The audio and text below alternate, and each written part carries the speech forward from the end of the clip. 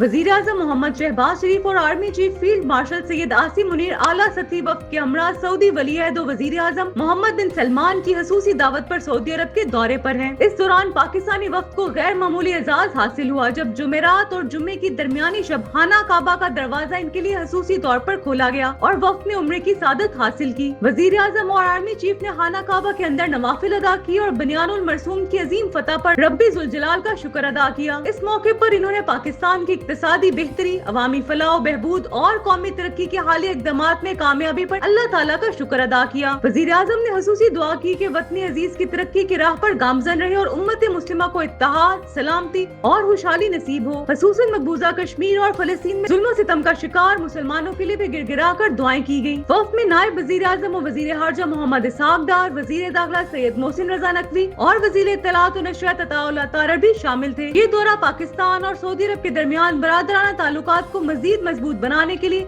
एक अहम कड़ी साबित हो रहा है।